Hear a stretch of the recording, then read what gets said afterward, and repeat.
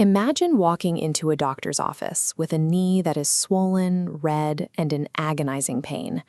The doctor takes a quick look, nods, and gives you a diagnosis: painful knee disorder. They hand you a prescription for anti-pain pills and send you on your way. You'd be baffled. You want to know the cause: a torn ligament, or perhaps an infection.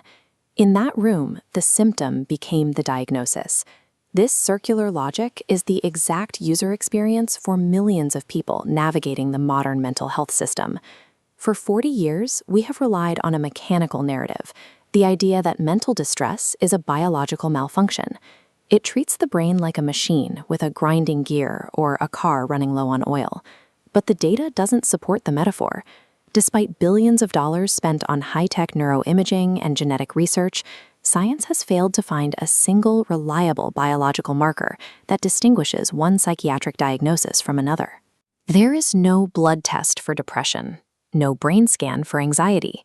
This creates what experts call an epistemic prison, a trap in our system of knowledge where we categorize people based on broken parts that don't exist, ensuring we never address the root of the suffering. Dr. Paul Collins, a practicing psychiatrist, proposes we escape this prison by abandoning the machine metaphor entirely. He calls his framework spiral state psychiatry. The mind is not a machine, but a dynamic, living system. It functions like a river. When a river violently floods its banks, ecologists don't zoom in on individual water molecules and diagnose them as broken. The water is simply responding to gravity and pressure. To understand the flood, we have to look at the environmental dynamics: the speed of the current, the recent rainfall, and the integrity of the riverbanks. This shifts the focus of care. We stop asking, "What is broken inside of you?" and start asking, "How is your system flowing?"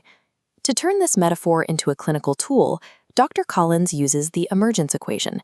It maps the specific forces that determine whether our inner river flows smoothly or breaks its banks. The engine of the equation is delta squared. This is the current, the raw intensity moving through you. It encompasses everything from trauma and grief to creativity, novelty, and passion. High intensity can lead to two different states. If the system is coherent, that current manifests as a creative surge or a breakthrough. If the system is out of phase, that same energy becomes a manic crisis or a breakdown. Mental energy is neutral. The danger resides in whether that force of the water exceeds the capacity of the container. That container is G, or ground.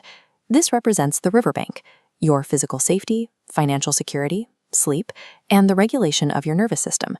Our banks are often weak because we live in a mismatched modern world. Environments like fluorescent-lit offices erode our stability, making us vulnerable to even minor currents. Rebuilding the riverbank requires physical intervention, such as box breathing. By inhaling, holding, and exhaling for 4 seconds each, you perform structural engineering on your nervous system. This sends a safety signal up the vagus nerve, the primary neural pathway connecting your brain to your internal organs, telling the brainstem the threat has passed. The second force is gamma, the water's clarity. This is your metacognitive capacity to observe your anxiety as a passing signal, rather than becoming the anxiety itself. Journaling is a practical way to develop this clarity. It allows you to step out of the rushing water and onto the bank to observe the patterns of the flow. Engineering stronger banks and a clearer vantage point allows the system to hold the flood without breaking. Conventional medicine often tries to stop a flood by dumping sedating chemicals into the water to artificially kill the current. The field-based approach uses the capacity equation. Expressed capacity equals native capacity minus constraints. Your native capacity, your inherent intelligence, joy, and resilience, is not broken. It is a fully intact, glowing resource. But that capacity is buried under constraints. These are heavy loads like debt, isolation, or the iatrogenic harm of the wrong medications. Iatrogenic harm is any injury or illness caused by the medical treatment itself. The most effective clinical move is often subtracting these constraints. When the load is removed, your expressed capacity naturally rises to meet its potential.